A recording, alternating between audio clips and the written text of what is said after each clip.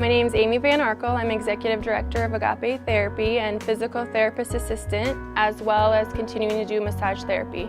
I started at Agape about, I think, 2003, and I came in as a aide supervisor, and I knew I wanted to continue working with the body and had a health promotion degree, and so I continued to go back to school and became Executive Director a few years ago and wanted to be able to start this comprehensive care model that we have going on. Basically our goal was to make sure that we can treat patients in one location with different practitioners and share opinions and maybe treat and address some of the tougher patients as well as the more commonplace ones. Everybody's so different. We have an individual approach to people because of that. It's not only their background, their genetics, their lifestyle, things like that. And so you have to be able to have different ways of addressing them sometimes. And maybe they have some issues where they can't hear as well, or language barrier, and multiple things going on. You need to be able to address them from different angles and be able to make sure that you can take care of not only one thing, but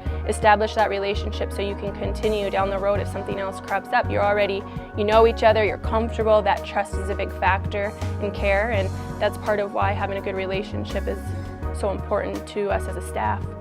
One of the important messages that we like to make sure our patients know, well, not only in our marketing, but just as they come through the door, is it's their choice where they go for therapy. So though they go to the doctor and the doctor may refer them to a certain place, they can ultimately choose to come here if this is the kind of place they want to be at. And then just the one thing is insurances, making sure that their insurance allows it, and we cover most insurances, so that's not a problem. And if they go through our access care model, then that's easy because that's a cash pay route into our doors. We want it to be a calm atmosphere, not the stark white clinical looking walls, but more warm, more comfortable, friendly atmosphere, being greeted by their name. And I think let them right off the bat feel comfortable coming in. And then after that, it's just continuing to educate them about what's going on, how can you take care of yourself, how are we going to get you to a place that you have these tools to keep up with it. And then I think people respond really well to that because they kind of can have a control of what's going on with themselves. I think the biggest thing is not only just like putting my nose down and keeping it in my laptop and figuring out what I need to do to get them to feel better, but understanding where they're coming from, learning about them, what is their lifestyle, what are the challenges in their lifestyle. And as therapists, we just have this big volume of information we need to be able to gather in a short amount of time. It pays off in the end, and the patients appreciate that, and they comment back.